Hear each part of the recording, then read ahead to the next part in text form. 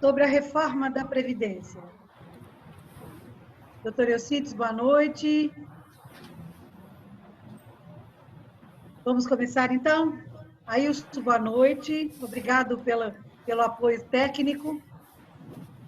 Boa noite.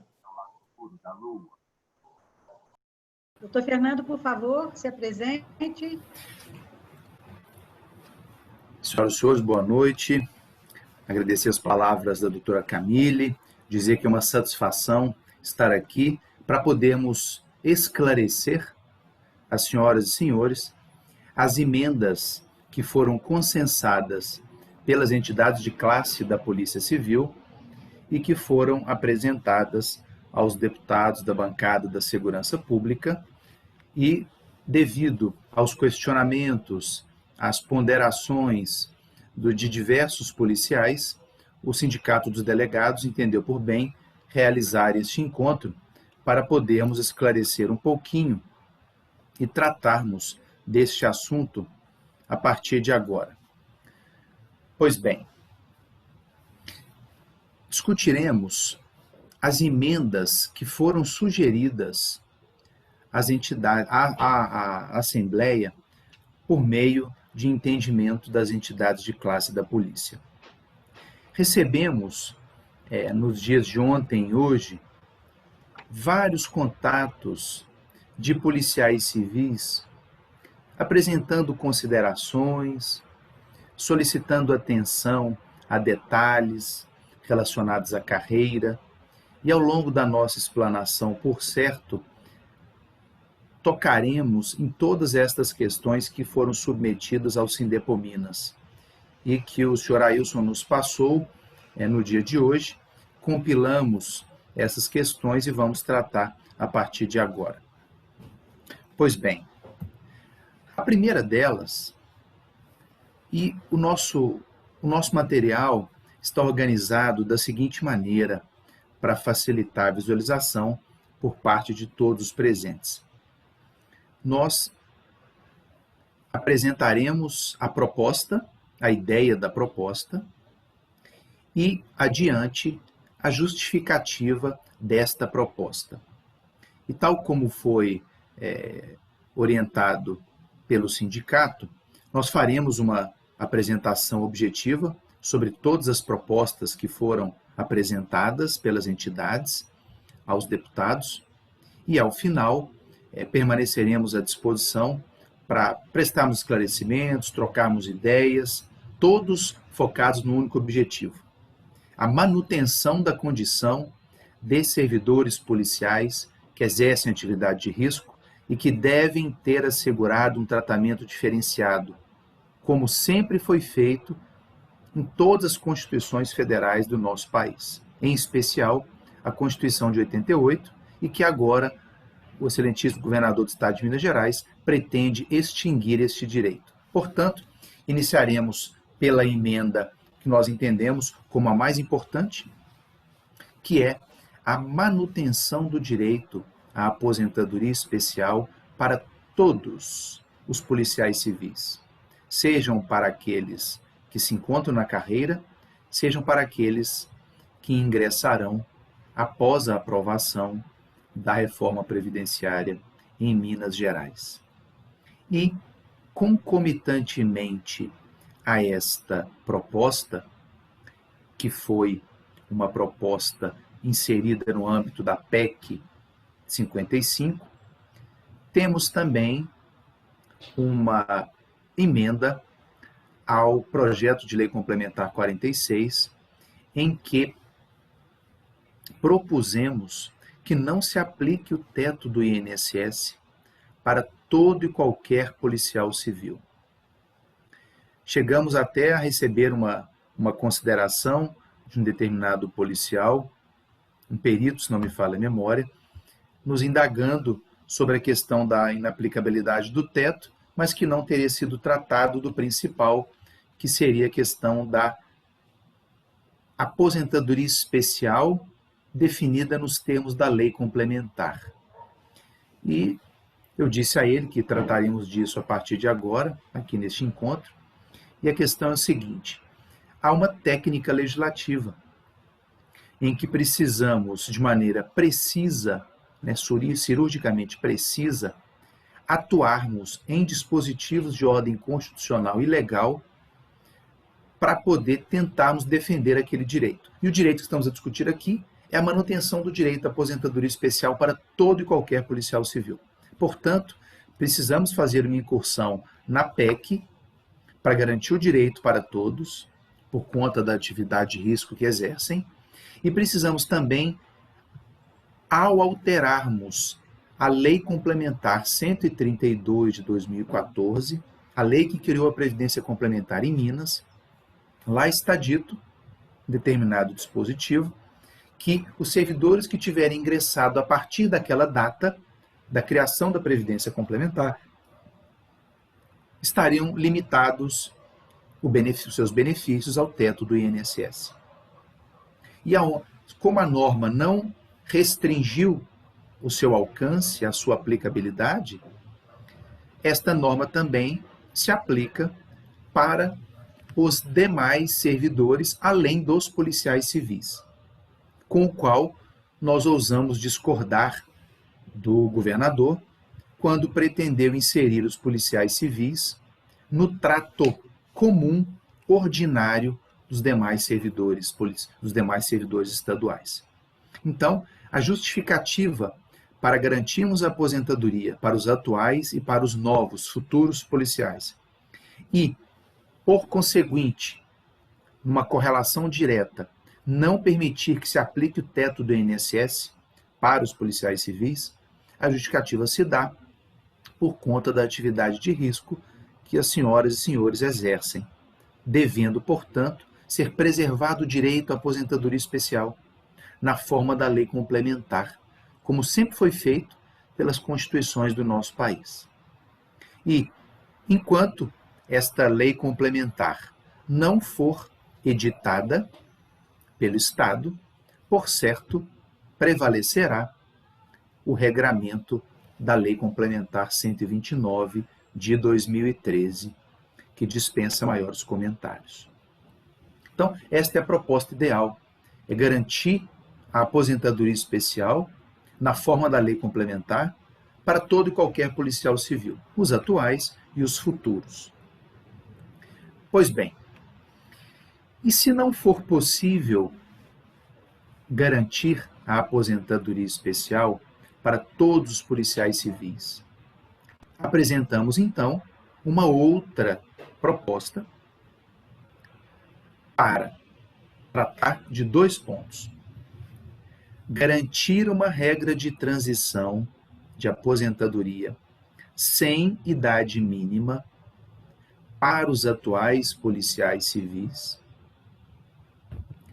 desde que cumpram um determinado pedágio, e não permitir que se aplique o teto do INSS também para os atuais policiais civis. E por que esta emenda foi feita?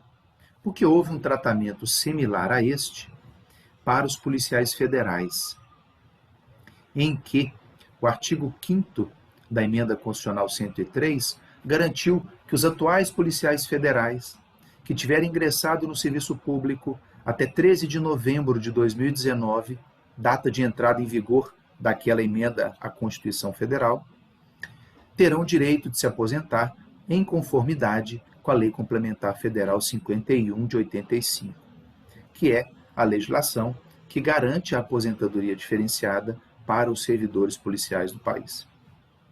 E este artigo 5º, devido a uma exigência, cobrança das entidades de classe no âmbito federal, foi submetido, então, uma demanda para que esclarecesse se o teor daquele artigo 5º estaria a garantir integralidade e paridade para os policiais federais. E assim foi feito.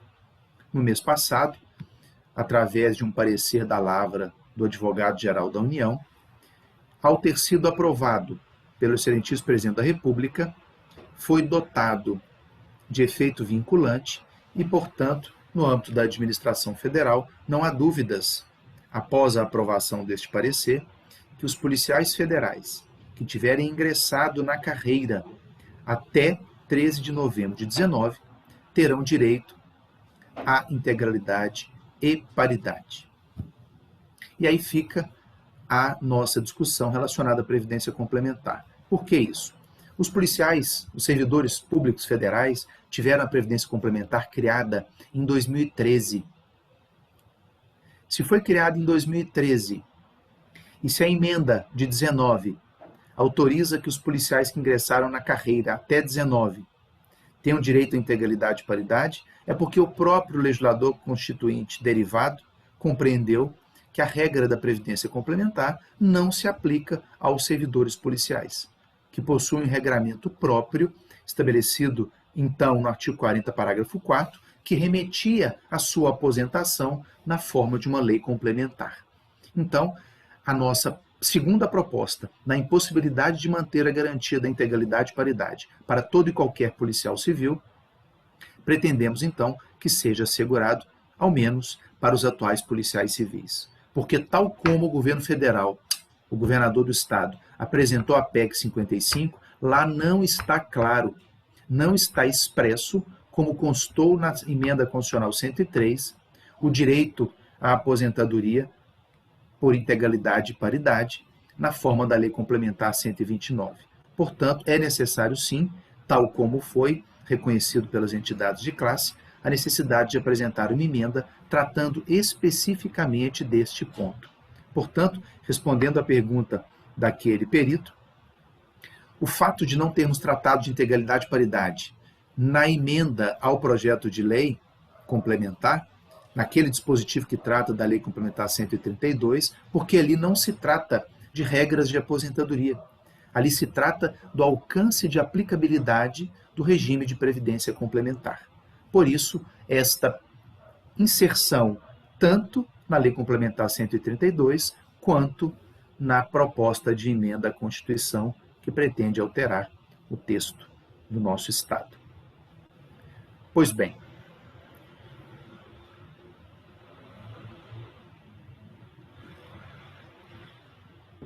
a terceira já se refere à questão da pensão por morte. Pensão por morte comum, não acidentária, aquela que foi garantida para os policiais federais e também está já assegurado na emenda a PEC 55 aqui em Minas, o direito à aposentadoria pela última remuneração do cargo e vitalícia para cônjuges e companheiros, quando o policial civil vier a óbito no exercício da função ou em decorrência da titularidade deste cargo. Pois bem, a regra apresentada pelo governador na reforma da Previdência, ele pretendeu aplicar o mesmo regramento instituído para o servidor federal, qual seja, para aquele servidor público que vier a óbito, ainda na condição de servidor ativo, não estando aposentado, a Constituição estabeleceu que deverá ser feito um cálculo desta aposentadoria por incapacidade presumida para o servidor policial, para, na sequência, aplicar os percentuais de 50% mais 10% por dependente. Pois bem, nós entendemos que esta regra ela é prejudicial aos servidores mineiros. E a nossa proposta, antes de tratarmos da justificativa, é a seguinte.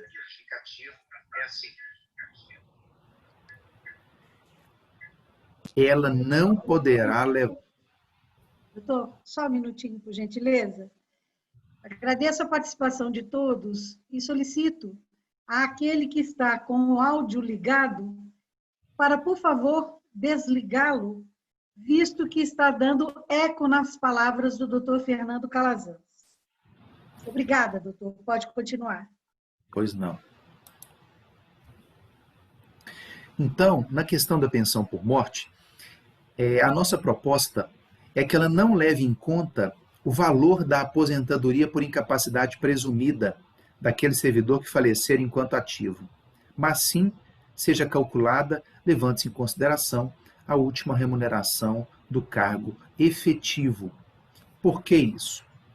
Nós explicamos isso naquela nossa reunião anterior, mas é muito importante que fique claro para todos, para quando tiverem a oportunidade, levarem essa discussão para os deputados, para aqueles que têm o poder de decisão no momento tão delicado da vida dos servidores públicos mineiros. E por que eu digo isso? Vou apresentar a regra tal como foi garantida e prevista para os servidores federais, para, na sequência, aplicarmos no âmbito mineiro e apresentarmos a nossa justificativa de afastamento desta regra. Primeiro, um policial civil que tem um problema de saúde fulminante no final de semana, ainda na condição de servidor ativo, vem a óbito. Se esta regra proposta pelo governador for aprovada, a pensão será calculada da seguinte maneira. Vamos supor que este policial tenha uma renda de R$20 mil. O benefício dele, se ele tiver 20 anos de contribuição, partirá de uma aposentadoria por incapacidade presumida no valor de R$12 mil, que é 60%, mais 2% por ano que exceder os 20 anos de contribuição. Como ele possui 20, o coeficiente será de 60%. Então, 60% de 20 mil, R$12 mil. Então, a pensão por morte deste policial falecido enquanto ativo partirá não de 20 mil, partirá do valor de R$12 mil. Sobre estes R$12 mil incidirão aqueles percentuais de 50% da cota do grupo familiar, mais 10% por dependente. Consideremos que este policial, com 20 anos de contribuição, tenha deixado uma esposa e um filho, 2 dependentes, portanto. Então, a pensão por morte dele será de 50%, mais 20%, 70%. Então, o benefício dele será de 70% de R$12 mil, que equivalem a R$8.400. Então, notem que o policial civil que vier a falecer enquanto ativo vai ter uma redução de 20 mil para R$8.400 para os seus dependentes. Então, isso equivale a 30%, praticamente, do valor do benefício.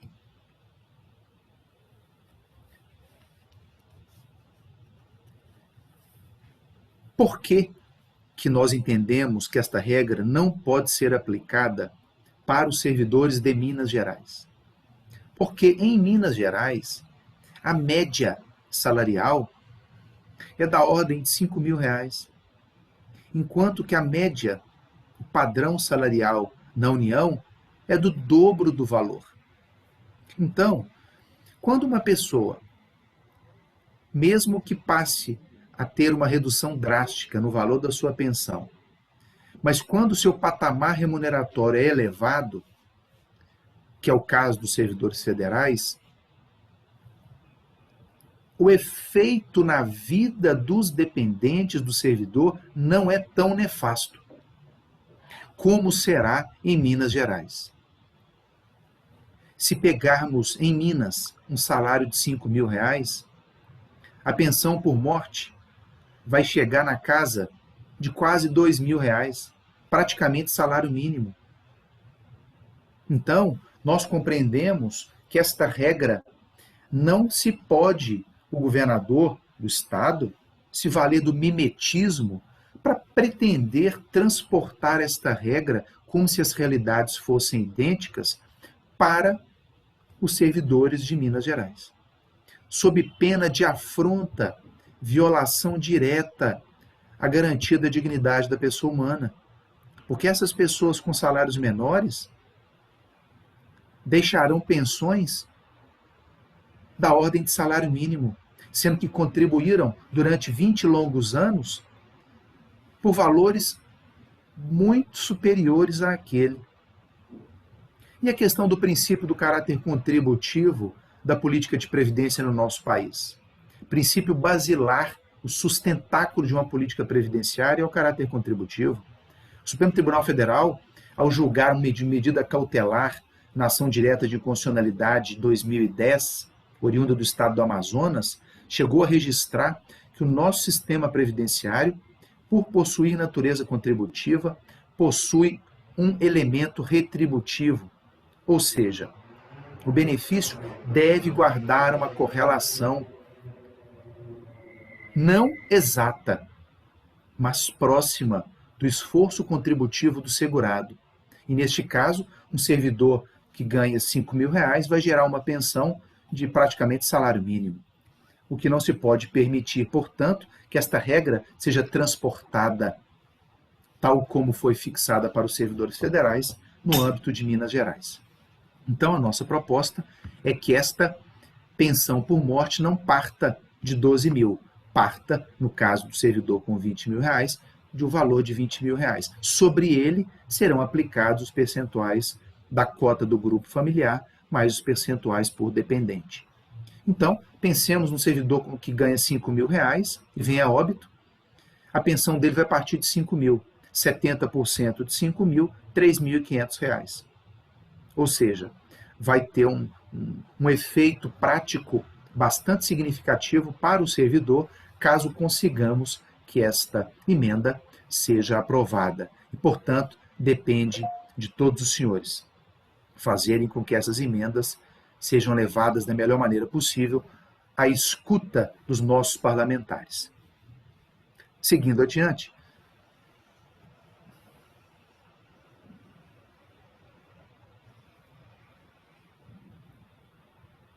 propusemos aqui uma emenda também relacionada ao tema pensão por morte comum, porém, pretendemos assegurar aos atuais policiais civis que a pensão por morte seja calculada de acordo com a regra que ainda está em vigor em Minas Gerais, que é aquela segundo a qual o servidor que possuir uma renda até o teto do INSS terá a sua pensão integral, e aquele que possuir uma renda que extrapole o teto do INSS receberá o valor correspondente ao teto do INSS mais 70% desta diferença.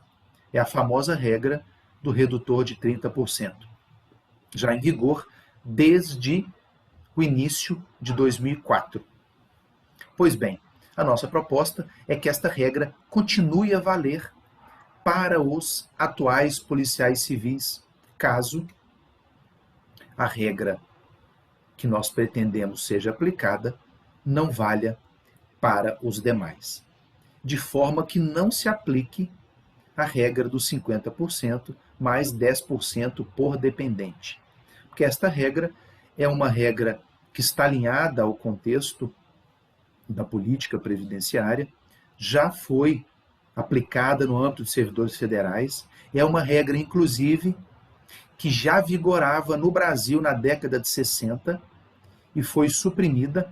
Ela constava da Lei 3807 de 1960, a famosa Lei Orgânica da Previdência Social, foi suprimida ao longo dos tempos e agora voltou e já foi aprovado para os servidores federais, e os entes também estão a replicar esta lógica dos percentuais por dependente. O que nós estamos a tratar aqui é a tentativa de se criar uma regra de pensão por morte de transição, ou seja, para os atuais policiais civis,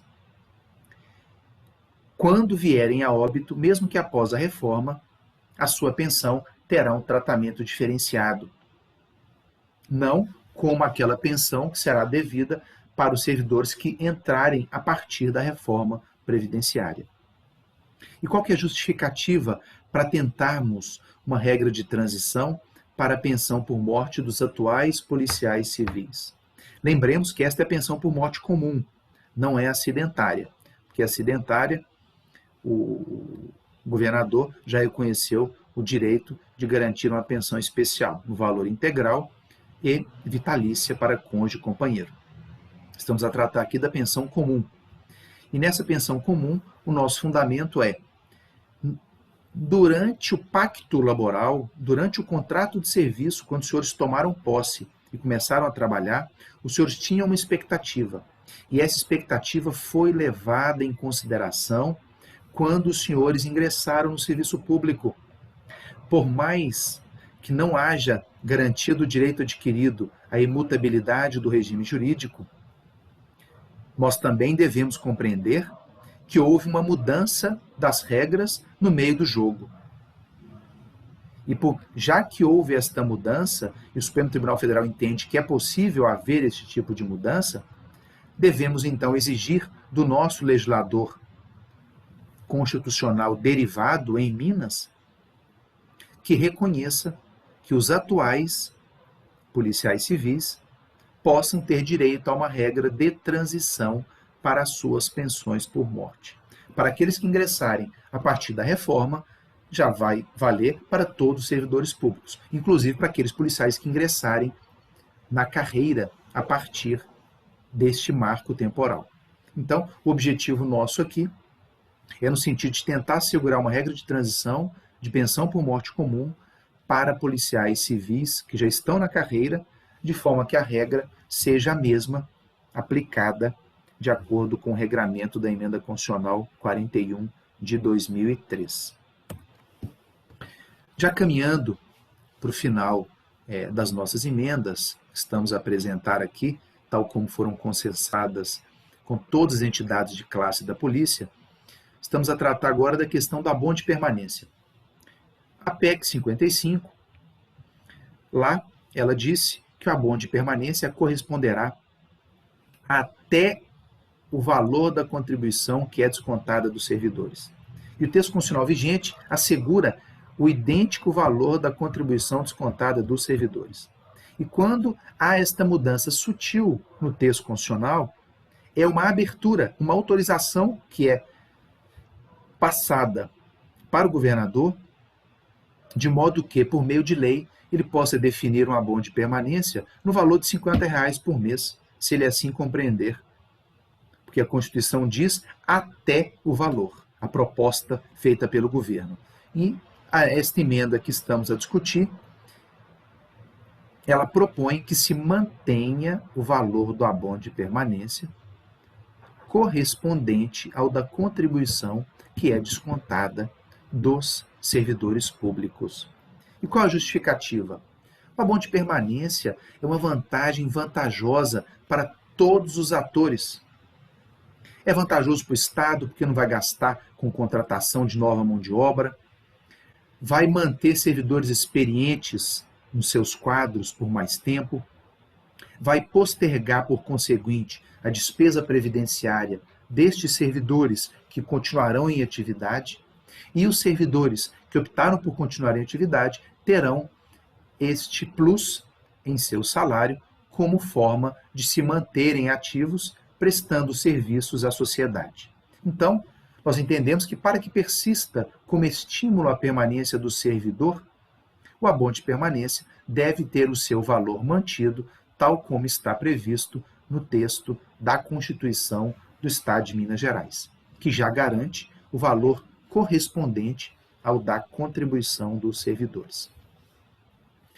Uma outra questão importante que foi tratado na PEC 55 de 2020 é quando o governador, pretendendo dar nova redação a um determinado dispositivo constitucional, ele registrou que as rendas públicas deverão ser somadas para fins de aplicação do decote do teto remuneratório constitucional. E nós explicamos na reunião anterior que esta proposta do governo está desalinhada, ela diverge da tese fixada pelo Supremo Tribunal Federal ao julgar pela sistemática da repercussão geral o recurso extraordinário 612/975. Por meio deste recurso, o STF compreendeu que, para fins de aplicação do teto remuneratório, devem ser analisadas as remunerações de maneira isolada. Elas não podem ser somadas para que se aplique o teto constitucional. E o governador pretende desconsiderar a interpretação dispensada pelo Supremo Tribunal Federal naquele texto constitucional, mais especificamente no artigo 37, inciso 11 da Constituição Federal, que trata do teto, para pretender somar rendas públicas para efeito de mensuração e aplicação da regra do teto. O que, a nosso entender, é um flagrante equívoco, desconsidera o entendimento do Supremo, intérprete maior e último da Constituição Federal, em relação, no caso, ao assunto do teto remuneratório. Uma outra questão que vem sendo discutida, questionada, intensos debates, é a questão do novo custeio do servidor público para o sistema previdenciário mineiro.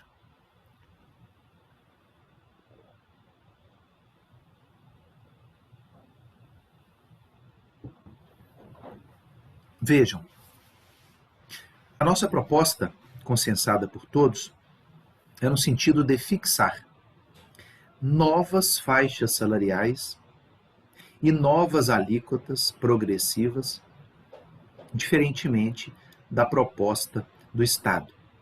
O Estado previu na PEC, no texto da reforma como um todo, em especial no PLC 46, alíquotas de 13%, 14%, 16% e 19%. Apenas 4 faixas salariais. E nós compreendemos que seria necessário apresentar um outro modelo de plano de custeio que privilegiasse a situação dos servidores em situação mais vulnerável. Este número reduzido de alíquotas, de faixas salariais proposto pelo governo de Minas, com alíquotas elevadas, comparativamente ao Serviço Público Federal, a alíquota parte de 7,5%, 7,5%, 9%, 12%, até chegar em 22%. No caso do governador de Minas Gerais, ele já partiu de uma alíquota mínima de 13%, uma sacrificante alíquota, um piso de 13%, sendo que na União o piso foi de 7,5%. Então, em decorrência disso, nós entendemos que, da forma como está apresentada e proposta, e esses números estão aí, trataremos dele na sequência, os servidores com menores salários não serão taxados em valores elevados, como serão os servidores com maior poder aquisitivo. E vejam, as alíquotas propostas nominais de 11%, 12%, 13%, 14% e 15%, ao fim e ao cabo, as alíquotas efetivas, que serão descontadas efetivamente do salário do servidor, serão de 11%, 11,5%, 12,2%, 13,1%, chegando no teto de 14%. Então, entendemos que é válida esta proposta e, por isso, ela foi apresentada tal como consta neste cenário. Aí, há quem diga, mas e a alíquota linear de 14%? A alíquota linear de 14%, ela não respeita o princípio da capacidade contributiva. Por quê? Aqueles servidores que ganham pouco descontarão os mesmos 14% que um servidor que tem uma faixa salarial diferenciada em relação à maior parte dos servidores. Portanto, a intenção é no sentido de se criar alíquotas progressivas, respeitando aqueles que ganham menos, e para aqueles que têm um salário em faixas superiores, serão taxados com uma alíquota efetiva máxima de 14%. E, por fim, trazemos aqui uma proposta que foi, inclusive, esclarecida aos deputados, que poderia ser apresentada tão somente pelo governador, pelo chefe do Poder Executivo, porque ela antecipa despesa pública e, por esta razão, quem tem competência, legitimidade para propô-la é tão somente o dono do cofre, portanto, o chefe do Poder Executivo. E é uma emenda, a nosso ver, simples, sem debates, e que recentemente o próprio Estado, através da AGE, emitiu um parecer reconhecendo a inconstitucionalidade da Lei Complementar 129, garantindo, então, para os policiais civis do sexo masculino o direito de se aposentarem, não com 30 anos de contribuição, mas com 25, e não com 20 anos de exercício na carreira, e sim com 15 anos. Tal como está previsto na Lei Complementar Federal 51 de 85. E a justificativa dessa proposta é que a Lei Complementar 129 é inconstitucional porque ela criou uma regra mais gravosa que a da Lei Complementar Federal 51. Lembrando todos que o texto constitucional estabelece que é competência da União legislar sobre regras gerais de aposentadoria. Portanto, o Estado de Minas Gerais não poderia ter se imiscuído na competência da União para dar trato a este tema, ainda mais de forma mais gravosa. E, recentemente, como registrado aí no slide, a Advocacia Geral do Estado, por meio do parecer 16.186 deste ano, reconheceu esta questão, portanto, nada mais que lógico e que possamos demandar perante a Assembleia que se altere isso no texto para aumentar a segurança, dar tranquilidade aos policiais civis, tendo a certeza, no caso daquelas do sexo feminino, que terão direito de se aposentar, tal como as servidoras federais. Eram essas as emendas que tínhamos a apresentar para as senhoras, para os senhores. Agradecemos a atenção de todos e desde já nos colocamos à disposição para que possamos prestar esclarecimentos, responder alguma questão atinente ao esclarecimento dessas reformas. Muito obrigado a todos. Doutora Camille.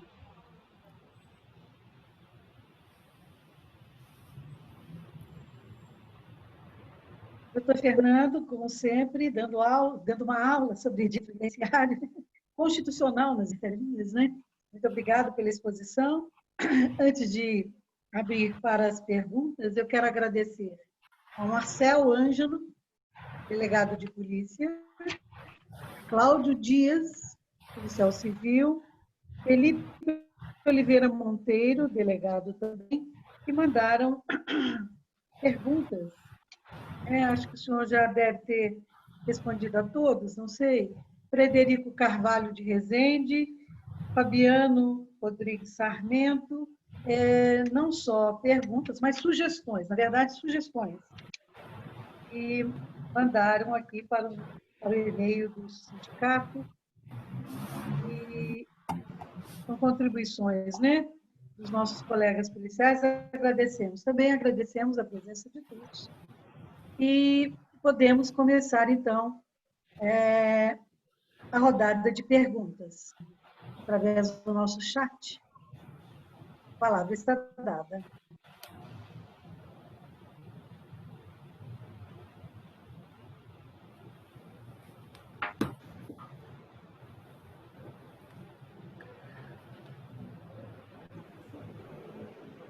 Alguém quer fazer alguma pergunta?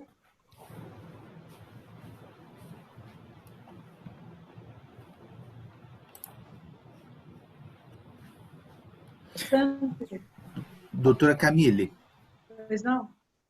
Enquanto as pessoas refletem, eu já localizei aqui algumas perguntas no chat. Assim? Tem uma pergunta, senhor Alcides Presotti, nos indagando sobre a seguinte questão. Doutor Calazans, boa noite. Como é que chama essa pessoa? Gostaria de saber quais os reflexos do resultado do julgamento da ação direta de inconstitucionalidade 5039 e como o senhor analisa o andamento dessa ação direta de inconstitucionalidade. Pois bem, doutor Alcides, veja, A ação direta de constitucionalidade 5039 foi proposta contra a lei dos policiais do estado de Rondônia e que o relator, o eminente ministro, que tratou do tema, Edson Fachin, ele proferiu um voto contrário aos interesses da categoria, sendo relator do processo. Proferiu um voto com todo o respeito, estávamos presentes naquela sessão do Supremo, junto com a doutora Camila, inclusive, e o voto dele não abordou qualquer tipo de aspecto que foi apresentado por nós, tanto na sustentação quanto nos memoriais. Em face daquele voto, o eminente ministro Alexandre de Moraes, próximo a apresentar o seu voto, pediu vista do processo, já que se trata de um ministro oriundo do direito constitucional e que, portanto, como todo o debate que travamos ao defender os interesses da categoria tinha um pano de fundo constitucional, compreendemos que ele se sensibilizou com a argumentação que foi apresentada pelo Sindepominas e, portanto, este processo ainda não voltou a ser pautado. Ainda se encontra com o eminente ministro Alexandre de Moraes para o proferimento do seu voto. Então, logo ele conclua o seu voto, ele devolverá o processo para o plenário para que seja julgada aquela ação direta de inconstitucionalidade. É importante ressaltar que, tão logo o presidente da República aprovou aquele parecer da AGU, reconhecendo o direito à integralidade e paridade para os policiais federais que ingressaram até a reforma da Previdência, nós juntamos este parecer nos autos daquela ação direta de inconstitucionalidade, reiteramos a nossa argumentação e confiamos nas decisões que virão, nos votos que virão dos ministros do STF, de forma que aquela ação seja julgada improcedente, de maneira a manter o direito à integralidade e paridade para os policiais civis do estado de Rondônia. E vai ser um precedente para o julgamento do recurso extraordinário 1.162.672, oriundo do estado de São Paulo, em que também já apresentamos requerimento para ingresso na condição de amicus curiae, cujo relator, o eminente ministro Luiz Fux, ainda não se manifestou sobre o nosso pleito. Está com ele no seu gabinete para análise do nosso requerimento, mas que ainda não houve manifestação quanto a isso.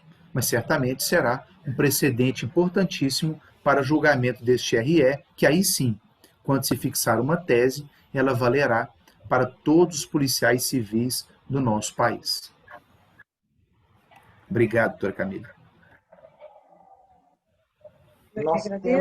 Nós temos a participação do doutor Alexander. Oi.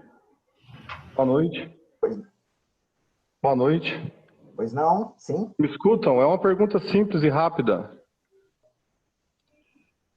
Posso perguntar? Pois não, fique à vontade.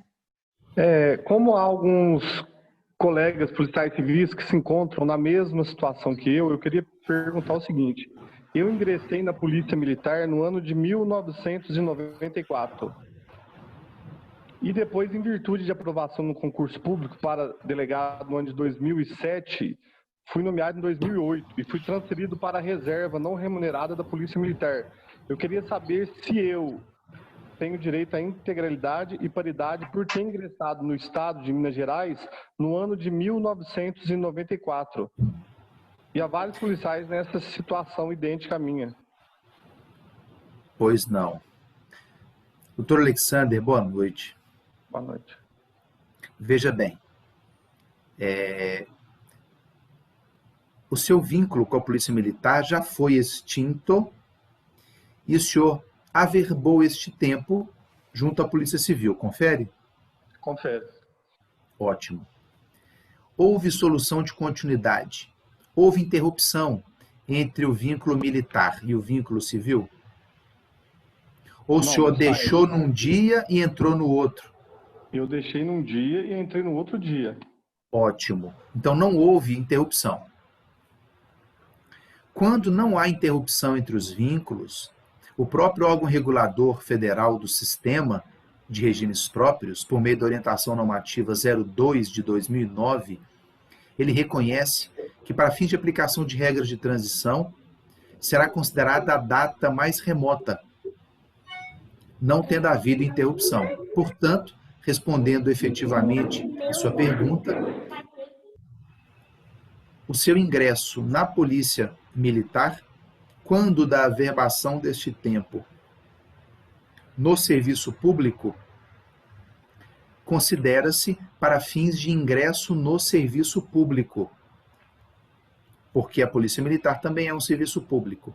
Independentemente disso, ingresso anterior ou posterior a 2004, que é o corte com a extinção da integralidade e paridade para os servidores comuns, é importante lembrá-lo que ano passado o Sindepominas obteve uma vitória bastante significativa, juntamente com outras entidades, quando o Tribunal de Contas do Estado, ao julgar o incidente de inconstitucionalidade 898-492, reconheceu que a Lei Complementar 129 ela é constitucional, portanto, garantindo o direito à integralidade e paridade, mesmo para aqueles que ingressaram a partir de 2004. Então, por hora, no âmbito administrativo, a solução está clara e a situação resolvida. O problema está com a decisão que o Supremo proferirá na ADIM 5039 e no RE oriundo do Estado de São Paulo, que acabamos de tratar. Espero que tenha respondido a sua pergunta.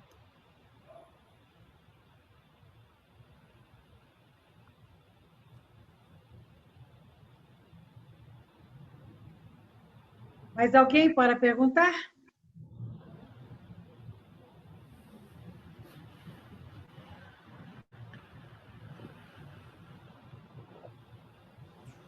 Algum registro, Ailson?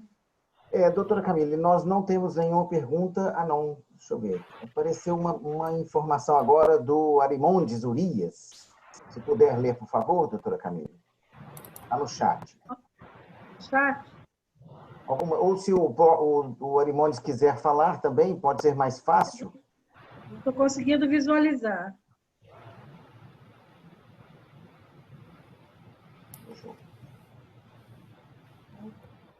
Você poderia ler, porque eu não consigo visualizar. Ok, deixa eu ler. Doutor Fernando, boa noite. Quem escreve é Arimondes Neto, perito criminal de Uberaba.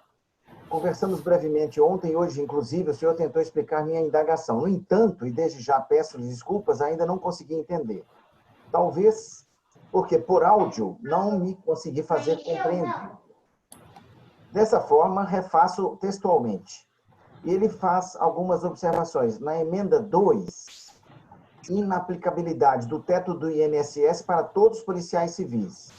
E na emenda 4, na impossibilidade de atendimento ao item 2, estabelecimento do teto do INSS para os atuais policiais civis diante do disposto no artigo 5º da emenda constitucional 103, aprovado pela presidência, junto com o parecer da AGU. Né? Note-se, portanto, nas emendas supracitadas, que apenas foi feita menção à inaplicabilidade do teto do INSS, entre aspas. Ora, nos termos do que foi proposto dos projetos legislativos apresentados pelo governo do Estado, o teto do INSS aplica-se apenas aos policiais civis que ingressam. Ok? Certamente, o Arimondes, a parte final, que não consta do chat, ele quis dizer, aplica-se apenas aos policiais civis que ingressaram a partir da Previdência, da criação da Previdência Complementar. O que nós fizemos, prezado Arimondes, foi, primeiro, tentar assegurar a aposentadoria especial para todos os policiais, os atuais e os futuros, que ingressarão depois da reforma. Se não conseguirmos garantir a aposentadoria especial para todos, nós precisamos registrar na lei da Previdência Complementar que, para aqueles que ingressaram a partir da criação da Previdência Complementar, servidores comuns, vai ser aplicado, exceto para os policiais civis.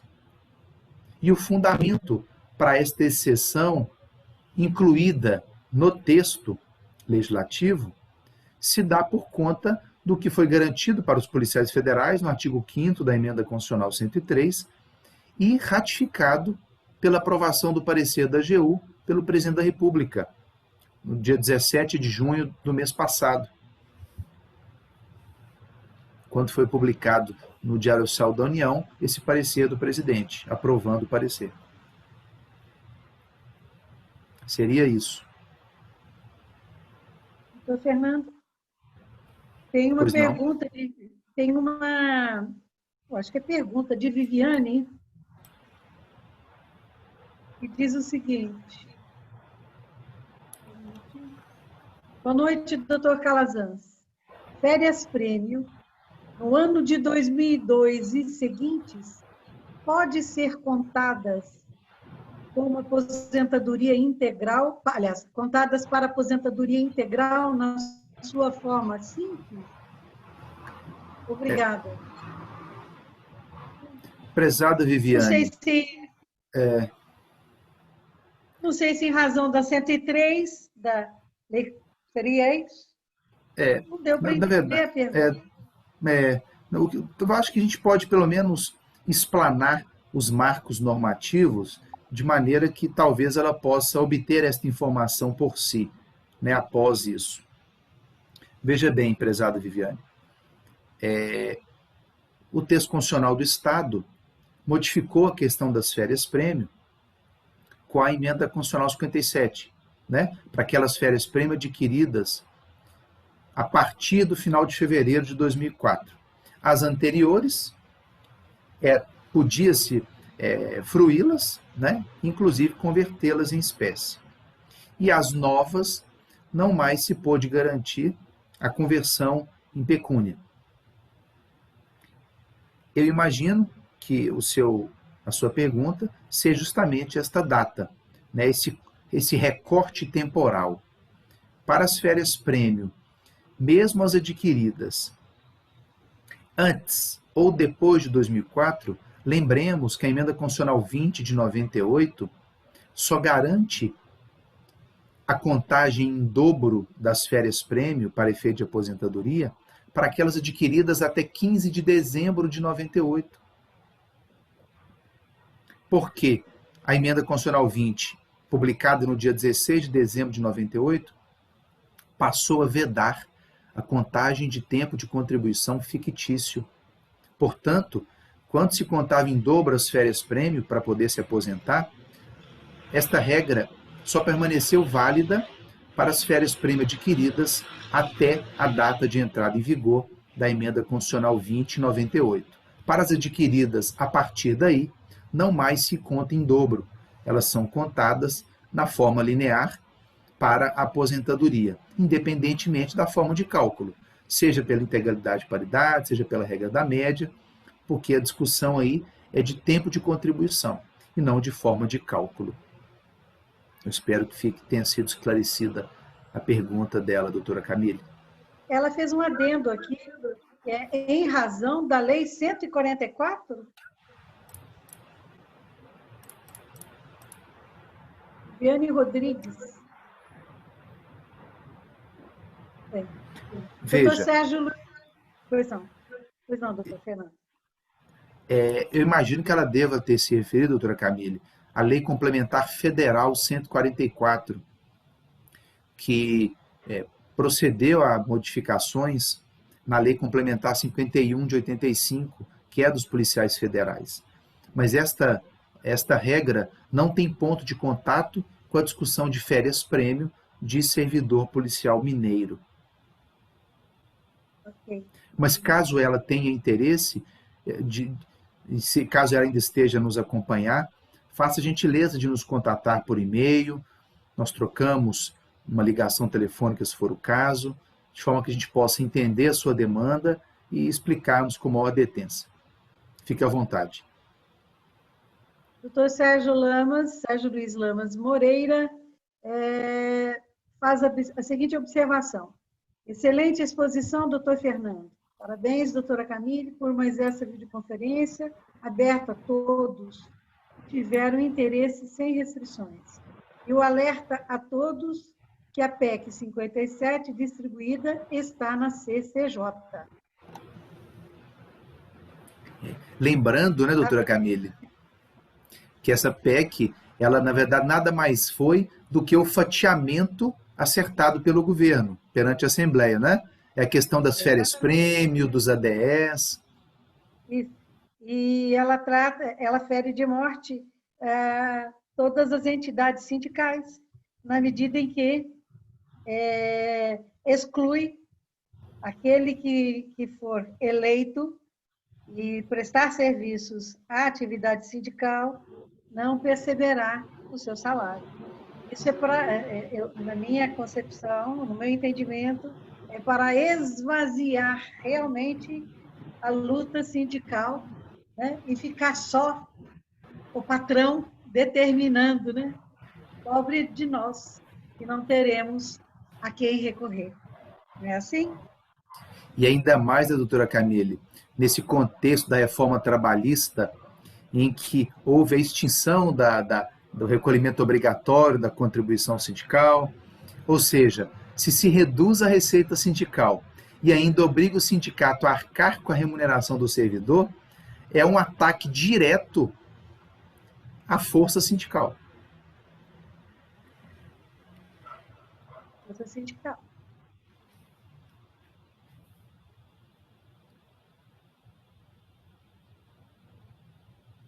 Vamos ver se tem mais alguém que queira fazer a sua resposta e a sua atenção. Parece-me que tem mais uma aqui do Dr. Alcides. Pois não? Ele disse assim: obrigado pela explicação. Ainda gostaria de saber a diferença entre proventos integrais e integralidade. A meu ver, casos que entraram no serviço público a partir de 2004 percam a integralidade, esses cálculos violam o direito aos proventos integrais. Seria isso mesmo? Nesse cálculo, seria possível, nesse caso, seria possível melhorar esse cálculo? Eu vou começar do fim. Não há como mudar cálculo. O cálculo está posto na norma, não tem como melhorá-lo.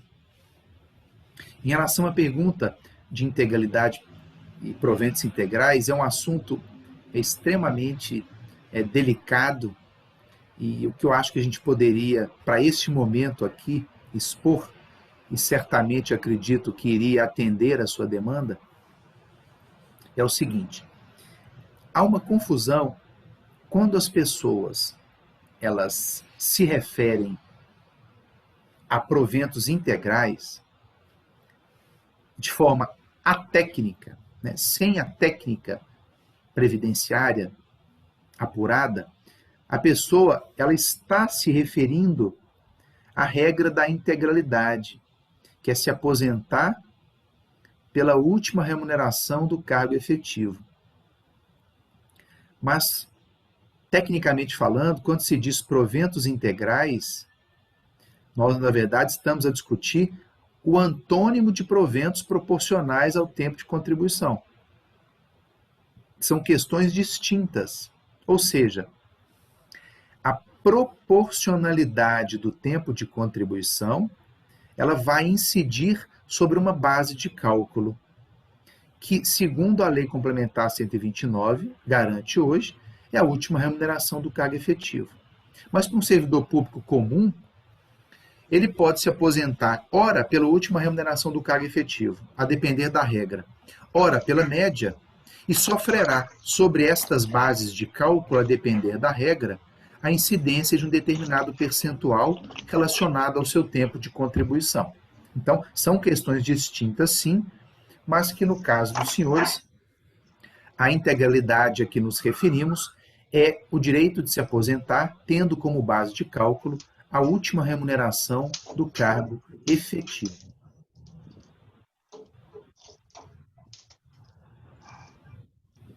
Nós temos a participação do doutor Leonardo Mota. Está com o senhor, doutor. Primeiramente, boa noite a todos. Quero aqui inicialmente parabenizar aí o sindicato, pela doutora Camille, pela organização desse encontro virtual, que hoje é muito importante para que nós possamos esclarecer algumas coisas. Agradecer ao doutor Fernando Calazans pelos esclarecimentos, de forma bem acessível. E eu tenho uma dúvida que, vocês me desculpem se ela for muito ingênua, mas eu prefiro pecar pelo excesso e fazer a pergunta a quem sabe responder, que no caso é o doutor Calazans. Doutor, eu me encontro numa faixa de delegados do Estado de Minas Gerais, de vários servidores da polícia. Se não estou enganado, acho que até o percentual mais alto de policiais ativos hoje são aqueles que ingressaram depois de 2003. Existe, pelo menos na minha cabeça, nesse folclore que se criou, não sei nem se é um folclore, se é uma coisa efetivamente real, que os servidores que entraram depois de 2003 e estão nesse ato temporal até 2015, que foi quando da legislação complementar referente à criação da Previdência Complementar, nós ficamos meio que num limbo. Eu até hoje, sinceramente, eu não sei se nessa condição, nós temos direito à integralidade para fins de aposentadoria. Eu sei que a intenção das propostas, das emendas que foram apresentadas é para conseguir integralidade e paridade para todos, eu acho até justo, né? Mas em caso isso não seja possível, qual que é a condição desse grupo de policiais que está entre 2003 e 2015, hoje, caso essa proposta não seja atendida da forma com que nós queremos? Por favor. Pois não. Doutor Leonardo, boa noite. Essa é uma pergunta que não quer calar, né? Não mesmo. Inclusive, este foi o assunto que foi submetido ao Tribunal de Contas do Estado de Minas Gerais ano passado, né? Ao julgar aquele incidente de inconstitucionalidade, e na decisão que foi anulada pelo próprio Tribunal de Ofício, que reabriu a instrução do processo, e na sequência, ao ser julgado, tivemos êxito de forma a garantir a constitucionalidade da Lei Complementar 129, havia esse debate. Ora, há servidores policiais que ingressaram até 2003, há aqueles que ingressaram de 2004 a 2015, a fevereiro de 15, e aqueles que ingressaram depois de fevereiro de 15. E agora eu introduzo mais um marco temporal, aqueles que ingressarem depois da reforma previdenciária mineira. Verdade. E os senhores precisam entender com muita clarividência a situação de cada um desses momentos temporais. E é muito simples. Vejam, para aqueles que ingressam, vou tratar primeiro dos servidores comuns, para depois a gente adentrar na questão do policial civil para facilitar o entendimento. Para o servidor comum, para aquele que ingressou até 2003, as normas de transição sempre vieram garantindo a integralidade e paridade para essas pessoas. Tal como, inclusive, consta na PEC 55. Para todo e qualquer servidor público que ingressou até 2003, se ele se enquadrar na regra de transição, ele vai poder ter direito à integralidade e paridade. Ah, mas o servidor ingressou a partir de 2004, segunda classe, a segunda categoria, vamos dizer assim.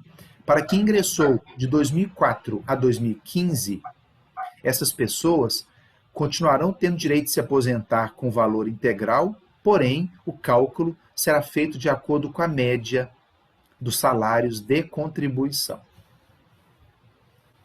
E para aqueles que ingressaram a partir da criação da Previdência Complementar de 2015 para frente, essas pessoas terão o direito ao benefício limitado ao teto do regime geral de previdência. Se eles quiserem contribuir para a Previcom, eles vão complementar a sua aposentadoria.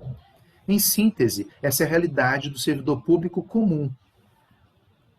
Agora, para o policial civil, julgamento do incidente ano passado, foi reconhecida a constitucionalidade da Lei Complementar 129 de 2013, que não restringe o direito à integralidade e paridade a depender da data de ingresso. Portanto, hoje, se um policial tomar posse na data de hoje, antes da reforma previdenciária, nós compreendemos que ele tem direito à integralidade e paridade.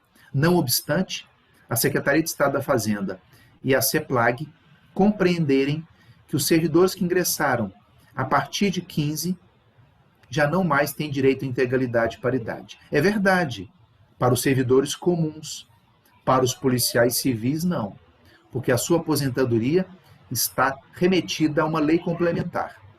E esta lei complementar lhe garante integralidade e paridade. Tanto é assim que o artigo 5º da Emenda Constitucional 103 garantiu integralidade e paridade para os policiais federais que ingressaram até 2019, mesmo com a complementar deles criada lá atrás em 2013. E agora com o parecer do presidente, chancelando esta ideia com força vinculante no âmbito federal. Portanto, para o seu caso em específico, nós compreendemos que está garantida a integralidade e paridade com base no entendimento do Tribunal de Contas, mas temos ainda uma batalha no Supremo Tribunal Federal, na ADI 5039 e no RE 162.672, do Estado de São Paulo. Era isso. Espero que tenha esclarecido a sua pergunta. Perfeito, doutor. Obrigado demais pela atenção aí, viu? Por nada. Doutor Sérgio Lamas faz uma observação. Pegando o gancho da pergunta do doutor Leonardo, eu questiono com relação à estratégia de convencimento. Nosso efetivo é pequeno. Não seria importante termos o número de policiais que ingressaram em todos esses marcos citados para demonstrar que o gasto é mínimo em manter a integralidade e paridade para todos, ou, de outra maneira, a economia seria mínima? Doutor Sérgio Lamas, esta é uma informação que seria preciosíssima para a categoria, caso ela tivesse sido disponibilizada. Nós já constatamos que a Polícia Civil consome 7% do orçamento destinado à despesa de pessoal de todo o funcionalismo do Poder Executivo. Então, esse já é uma justificativa mais que suficiente para que o Estado compreenda a sensibilidade da atividade desenvolvida pelos senhores de risco. Foi solicitado em reunião perante agentes públicos, em reunião pública daquela Secretaria de Fazenda, que nos passassem cálculos sobre o impacto de uma garantia de integralidade e paridade, quando estivemos acompanhando integrantes da chefia da polícia na Secretaria da Fazenda, e não nos foi repassada esta informação. Mas seria relevantíssimo, sim, ter estes dados minudentes para que fossem apresentados. Mas já com esses grandes números de 7%, já nos evidencia que a despesa que se tem com a Polícia Civil, e não se pode dizer em despesa, né? Devemos tratar isso como investimento para a garantia da segurança da sociedade.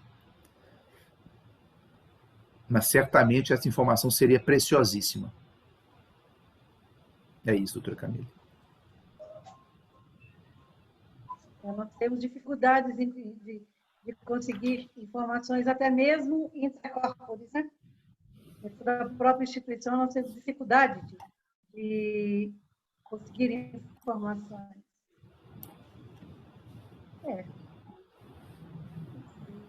Já acabou.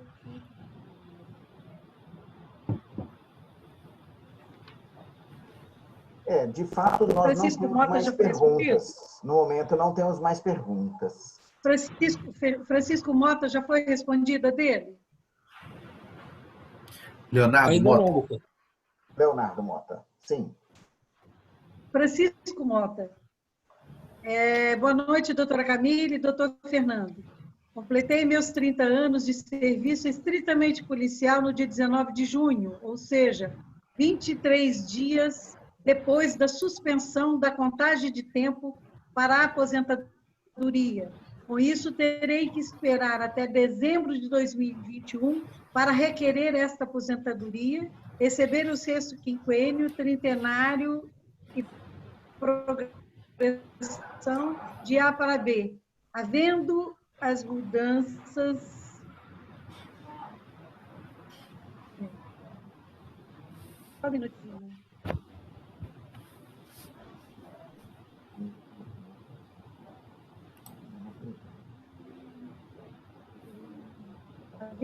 Havendo as mudanças após. Só sumiu aqui. Será que ele está no ar ainda? Mas eu não consigo ler ela inteira. Por favor, você pode fazê-la? O que eu quero saber é o seguinte: havendo a mudança após a aprovação dessa PEC que o governador quer fazer, em que vai me prejudicar nessa situação? Doutor Francisco de Uberaba, é? Isso. Olha, que belezinha! Que prazer em tê-lo conosco, meu grande amigo. Não estou vendo a sua imagem, mas reconheci a tua voz. Seja bem-vindo. Obrigado, doutor. Doutor Fernando, a palavra é sua. Pois não. Doutor Francisco, boa noite. Boa noite. É o seguinte, primeiro em relação à Lei Complementar 173, né, de 2020, a famosa lei do congelamento da contagem de tempo para fins de aquisição de adicionais por tempo de serviço. As pessoas mandam pergunta. Em relação a essa norma, é importante ficar claro para todas as senhoras e senhores que, a nosso ver, esta lei complementar, editada pelo presidente da República, ela se imiscuiu indevidamente na competência da chefia dos poderes executivos regionais e locais, a quem compete com exclusividade, nos termos do artigo 39, parágrafos da Constituição Federal, legislar sobre regime jurídico, remuneração e carreira dos seus servidores. Portanto, o presidente da República, a nosso ver, não teria competência para instaurar um procedimento legislativo pretextando rever, alterar regime jurídico de servidores estaduais. Então fica aqui o registro para que o senhor tome as suas providências, né, que julgar cabíveis, pretextando computar estes 32 dias de forma, caso queira, a se aposentar desde já. E já fruir, inclusive, do sexto quinquênio, que caso não acione o Poder Judiciário, só será usufruído a partir de janeiro de 2022. Em relação à sua questão, em que vai impactar, é uma situação extremamente delicada, porque estamos aqui neste momento, essa turbulência mental de analisar a regra atual, analisar as regras propostas pelo governador do estado, analisarmos propostas de regras de transição que entendemos serem adequadas e não sabemos quais regras sairão vivas ao final deste processo legislativo. Então, certamente poderíamos, sim, fazer uma análise pormenorizada, mas certamente dependeríamos de tempo e de dados concretos para lhe prestar esta informação. Fato é que certamente precisamos acompanhar este processo legislativo e defendermos com unhas e dentes o direito à manutenção de uma aposentadoria diferenciada, porque os senhores exercem uma atividade diferenciada. E o governo está a desconsiderar esta situação jurídica dos policiais civis mineiros. É isso. Nós temos a participação do Warlison Henrique. Boa obrigado. noite. Sei que o momento de discussão é da reforma da Previdência, mas na reforma administrativa da PEC 57, trata da situação dos servidores que mudaram de cargo e faziam jus à ADE. E ele complementa que, na atualidade, a CEPLAG não está aceitando o aproveitamento dos ADE da carreira anterior, afirmando que iniciou-se um novo vínculo. Como o sindicato está tratando desta matéria, né? Vou emendar para tentar responder também aí junto o André Salviano. Se os dados sobre gastos com pessoal são públicos e é dever de todo o governo disponibilizá-la, por que o sindicato, através da sua presidente, não ingressa com ação para obter os dados relatados pelo Dr. Lamas? Né? O Renato Lage, boa noite, doutor Fernando. Dá para responder tudo ou vamos por partes? São assuntos distintos, né? Então vamos nessas duas primeiras. Quer que repita? Eu estou tentando acompanhar pelo chat aqui também para me ajudar. A pergunta do Arlisson sobre o ADE. Veja, qual foi a postura inicial do sindicato? Estudar toda a reforma previdenciária. Quando houve este movimento político para fatiamento da reforma, e que inclusive desagou na PEC 57, o sindicato está focado na questão previdenciária, que é da PEC 55, que já possui a sua tramitação avançada. Analisamos toda a questão relacionada à impossibilidade de aquisição de novos adicionais por tempo de serviço, ADS, férias prêmio, e vimos lá que tem um dispositivo realmente que assegura a transposição do tempo para fins de continuidade de aquisição de ADS e de adicionais por tempo de serviço. É uma regra que eu acredito vai resolver a questão dos servidores, muito bem colocado pelo nosso participante. Em relação à questão dos dados, do acesso à informação, veja, acesso à informação, é verdade que ela é pública, mas para se apurar a diferença de gasto que se daria em manter uma aposentadoria integral e paritária, em contraposição a uma aposentadoria pela regra da média, reajustada anualmente pela inflação, não bastam meros números. Nós precisaríamos de uma gama enorme de dados, tempo de contribuição anterior, valores de salários de contribuição de todos os servidores, desde julho de 94, verificar quem averbou tempo, quem não averbou, com efetiva certidão de tempo de contribuição, realizar cálculos como se fosse calcular realmente a aposentadoria de servidor por servidor. Então, é possível de ser feito? Mas tem que ter um volume enorme de dados e tem que se pensar em realizar estes cálculos com celeridade. E isso gasta tempo, né, gera custo, e tem que se pensar sobre a viabilidade ou não de se apurar essas questões. Até porque o processo legislativo está extremamente célere. E até eles disponibilizarem esses dados e os cálculos serem feitos, não sei se haveria tempo hábil. É só. Nós temos também, então, mais um comentário. Mesmo porque, doutor Fernando. Pode falar, doutora Camille.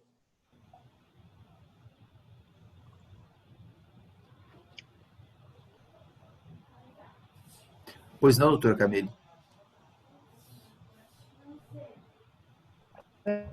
Travou. Bom, então, se todos me ouvem, eu queria só, doutor Fernando, que o senhor desse uma resposta ao Renato Lage. Doutor Fernando, não sei se o senhor já falou, mas qual seria, na sua opinião, a melhor estratégia para termos uma transição menos danosa? Renato Lage é perito criminal de Guanhães. O senhor nos ouve? Prezado Renato, nós compreendemos que a melhor estratégia seria ao estabelecimento de regras de transição sem exigência de idade mínima, tal como apresentamos, diferentemente da proposta do governo, inclusive. É menos danosa, certamente, porque não se exige a idade, exige-se tão somente um acréscimo do tempo de contribuição, garantindo o direito à aposentação pelas regras atuais da Lei Complementar 129, garantindo integralidade e paridade. E esta foi a proposta apresentada ao sindicato, que, com as demais entidades, validaram esta ideia e concluíram este trabalho neste primeiro momento. É isso. É isso, Ailson. Doutora Camille? Está nos ouvindo? Sim. Acabou? Acabaram as perguntas? Sim, as perguntas que eram públicas acabaram. Sim. Podemos encerrar, então? O senhor tem alguma consideração a fazer a mais, doutor Fernando? Doutora Camille, na verdade, o que tínhamos a dizer era isso.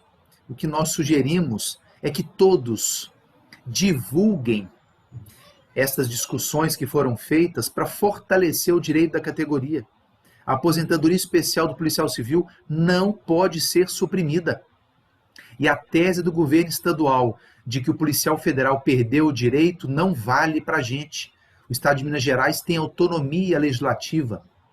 E se os senhores exercem uma atividade de risco, devem continuar tendo um tratamento diferenciado, como corolário do princípio da isonomia. Os senhores devem ter um tratamento diferenciado e, portanto, deve ser preservada a aposentadoria especial na forma da lei complementar.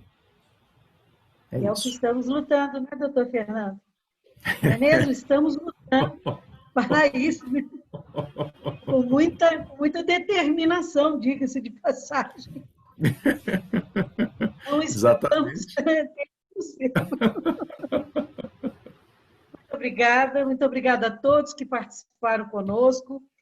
Pretendemos fazer deste momento um costume, né, doutor Fernando, trazer outros temas aí para o debate.